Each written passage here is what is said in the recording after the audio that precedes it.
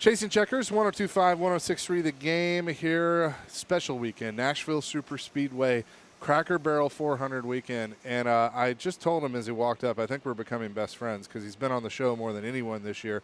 Ross Chastain, the Coca-Cola 600, the World 600 winner last week. And, of course, his one here at the Nashville Superspeedway as well. Congratulations, man. I was pulling for you. I wanted to see that. The way you were driving that race, I felt like you were going to be a good position there at the end, and I also love that you call it the World 600. Yeah, thanks, Chase. It's incredible to accomplish that. It took us the entire race to get there. I mean, it was a grind after crashing in practice. Such a fast car. We were able to build another one very similar, and go execute through 600 miles. If that's a 500-mile race or a 400-mile race, we don't win. Yeah. It took us all that time to get there. So definitely proud of the effort, proud of the rebuild. Building of the next car we built overnight.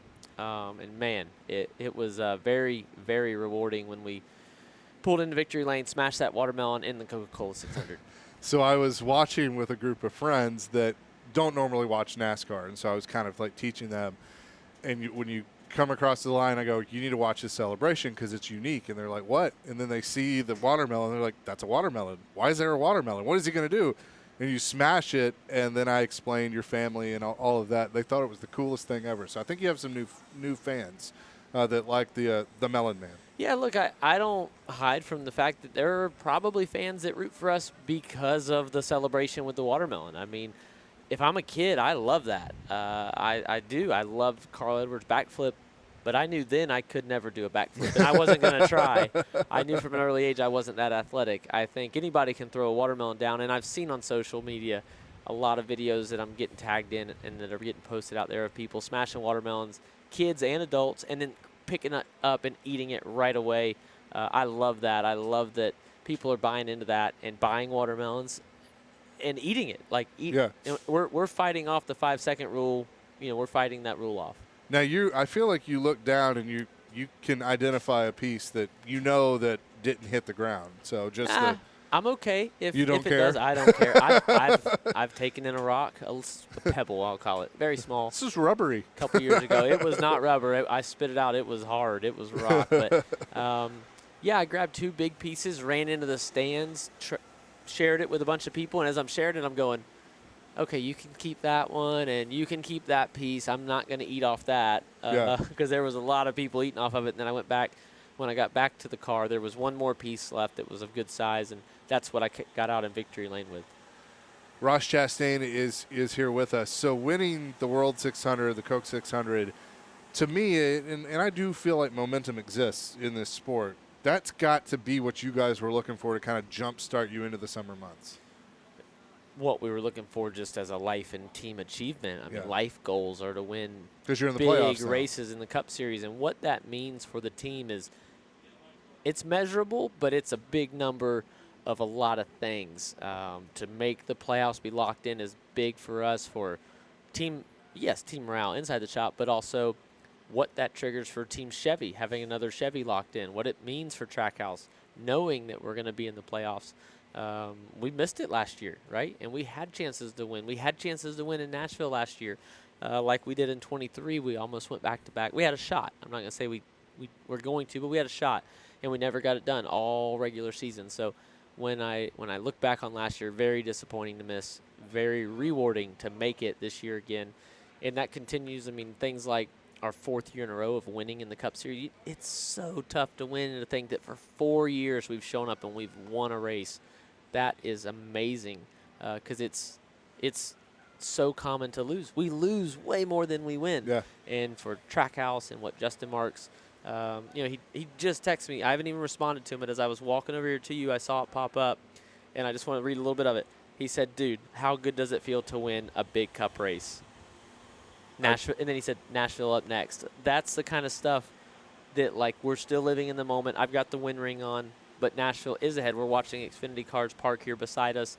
The sport does go on, very repetitive. Every 7 days, another race, but it was a big, big deal.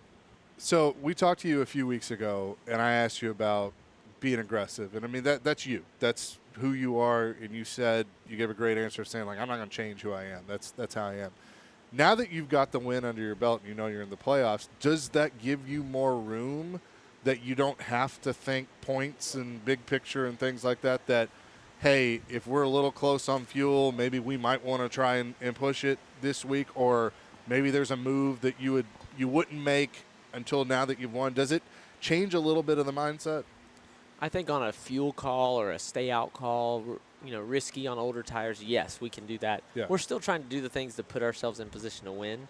So something like the 600, just to go back to that, we started last, and there was times in the race where I almost could have passed somebody. I could have cleared myself up. I could have went to the middle or to the bottom of 3 wide or top. And I was 3 wide a couple times, but I kept what was very in my mind was it's a long race. Just get to the end. Just put yourself. I wanted to be top 20 in stage 1, top 10 in stage 2, and then figure it out. And we were like 19th in stage 1, 7th in stage 2. Like right as we talked about pre-race, we nailed it in the execution of that. So it definitely. But if I would have gotten in a hurry trying to pass all those cars, we could have crashed. I could have spun out. There was times in the race where we weren't very good, and I had to just slow down. I had to just get off the gas, roll through the corner slower, people pass me, and wait to work on the car. So fuel strategy, tire, pit calls, yes, we can be more aggressive. As far as on track, I'm trying to do what I think I should do to win. So if I could be more aggressive but I might crash, then I want to win the race. So I want to make it to the end. And crashing is not how you win races. You're running the Xfinity Series race this weekend as well. How fun is that going to be? Yeah, I hope it's fun. Acceptance insurance on the car, running for JRM, 5th car. Definitely excited. I hope the hauler, if it hasn't already parked, I get to see it. It might have already parked. I think I might have missed it. But you might have, yeah, actually. I think if it went in with the other JRM cars. So tough, though, man. I mean, this Xfinity Series is tough, and we don't have any points, so I have to qualify in. As if I haven't even seen the entry list, to be honest, if there's enough cars. But I think you're good. It's something that going out early and qualifying, being in Group 1, definitely doesn't help. But once we get in the race, I feel like we can put a good effort forward. And something that I've worked a long, long time to get to a JRM car. I've tried since I first saw one on track in 2014. I watched it go through the corner at Charlotte in my very first race, and I said I want to be in a car like that. And from 14 to 25 is how many years it took me to get there, and I'm finally in one. Is it 40 that make the Xfinity field, or is it less? 38 maybe. 38. Okay, 40 are on the entry list, so you could have some work to do, but I think you're going to be okay. Well, it's the freak things. It's a flat tire in qualifying. It's hitting the wall in practice and not being able to qualify.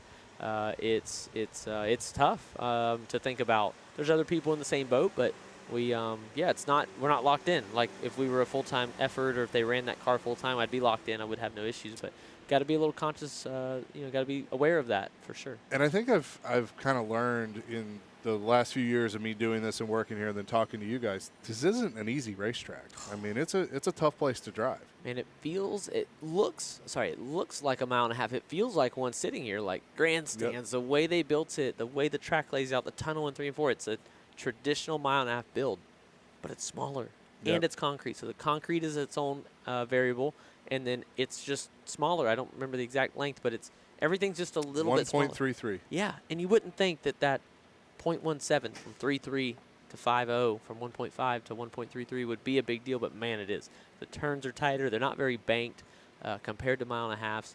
And coming from a place like Charlotte, a lot of speed, a lot of on throttle, high banking, high grip.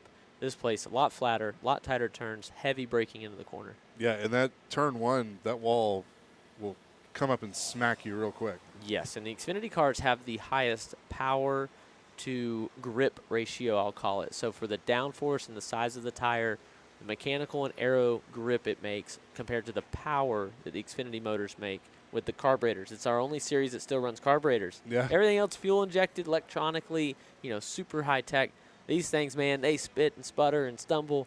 Old carburetors, jets in there and setting the floats. It's really key.